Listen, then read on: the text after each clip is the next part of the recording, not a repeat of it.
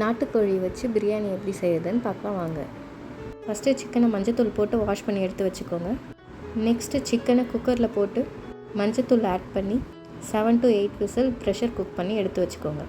Next onion tomatoes எல்லாம் cut பண்ணி வச்சுக்கலாம். 1 kg ரைஸ் எடுத்துருக்கோம். அதுக்கு 200 கிராம் ஆயில் எடுத்துக்கலாம். நெக்ஸ்ட்டு பிரியாணி ஸ்பைசஸ் எல்லாம் ஆட் பண்ணிக்கலாம். 1 kg ரைஸ்க்கு 5 ஆனியன்ஸ் எடுத்துகிட்ருக்கேன். Next green chilli and chilli powder add பண்ணிக்கலாம். சில்லி பவுடர் எண்ணெயிலே போடும் போது கலர் நல்லா கொடுக்கும். இல்லை ஃப்ளேவர் கிடைக்க கொத்தமல்லியை ஃபஸ்ட்டே ஆட் பண்ணிக்கலாம்.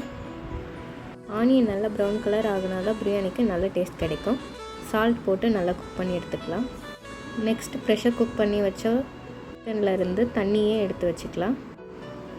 நல்லா பொன்னிறமாக வதக்கணும். இந்த டைமில் புதினாவை போட்டுட்டு இஞ்சி பூண்டு பேஸ்ட் போட்டு நல்லா வதக்கி எடுத்துக்கணும்.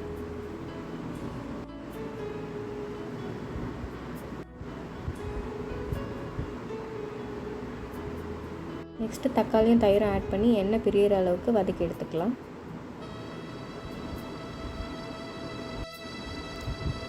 தனியாத்தூளும் கரம் மசாலா தூளும் ஆட் பண்ணிக்கலாம். வேக வச்ச சிக்கனை ஆட் பண்ணிடலாம். 2 கப் ரைஸ் எடுத்துருக்கோம். 3 கப் வாட்டர் ஆட் பண்ணிக்கலாம். சிக்கன் வேக வச்ச தண்ணியை சேர்த்து மெஷர் பண்ணிக்கலாம். சிக்கன் போட்டு நல்லா குக் ஆனது பிறகு மெஷர் பண்ணி வச்ச வாட்டரை ஆட் பண்ணிக்கலாம். நல்லா கொதி வந்த பிறகு சோக் பண்ணி வச்ச பாஸ்மதி ரைஸ் ஆட் பண்ணிக்கலாம். வாட்டரும் ரைஸும் ஈக்குவலான லெவலுக்கு வர குக் பண்ணிக்கலாம். நெக்ஸ்ட்டு லெமன் ஜூஸ் ஆட் பண்ணிடலாம்.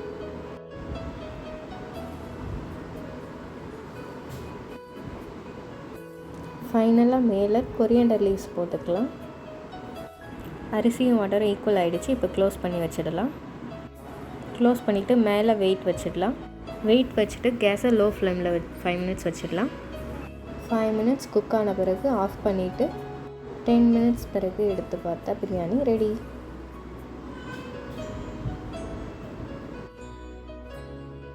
இந்த வீடியோ உங்களுக்கு பிடிச்சிருந்தால் லைக் பண்ணுங்கள், ஷேர் பண்ணுங்கள் அண்ட் சப்ஸ்கிரைப் பண்ணுங்கள்.